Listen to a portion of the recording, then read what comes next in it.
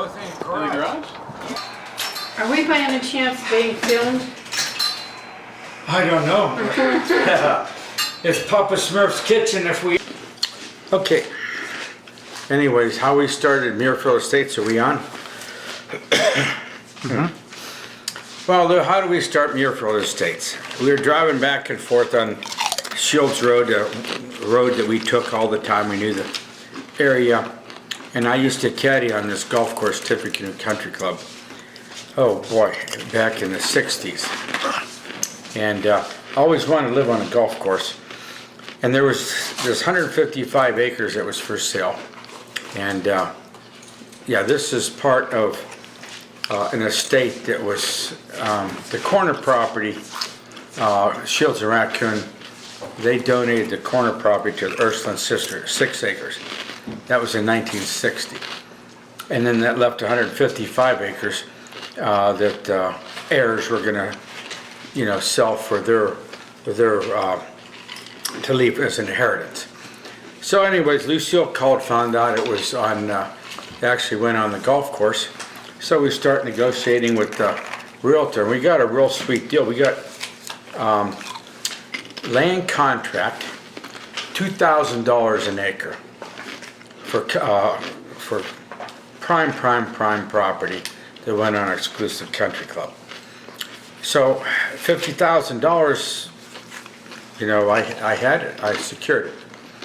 And then once I started putting roads in, you know, then I had to finish paying off. But I had all kinds of deposits, you know. People were knocking on our doors to give us money.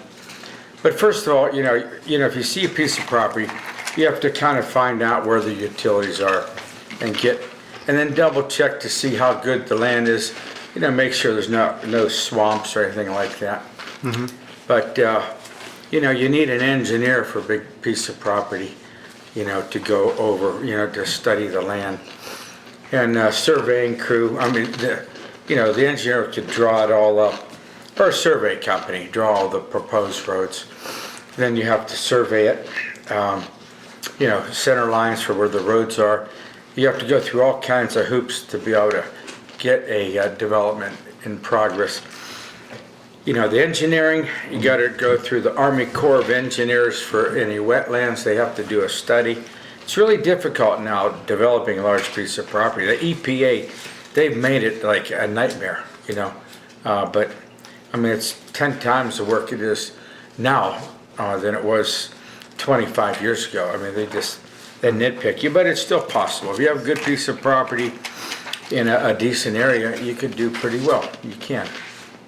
The lots have gone up tremendously. But that's kind of it in a nutshell. You want to add anything, Lou? Well, the only thing I could say is that Dennis always dreamed of living on a golf course, and I always dreamed of having a house with a dining room. And we lived in a very small 3-bedroom house, and we had 3 children and 2 Old English sheepdogs, and I wanted more room. So as we were driving down the street, we saw the sign, and there was a lot of acreage to it, and Dennis said, I wonder if that goes up to the golf course, and I said, well, I'll call and check. So when I called, the lady realtor came over to the house, and she brought a map, and she said she wasn't sure, but she checked. And she laid out the map on our family room floor, and it covered the entire floor. And she looked at it, and we got to see that part of it backed up to Tippecanoe Country Club. And of course it was too much money and we couldn't afford it, but she said, you two are a very nice young couple, and I think you'll do something wonderful with it, and I'd really like to see you get it, so I'm going to work hard so that you can have this.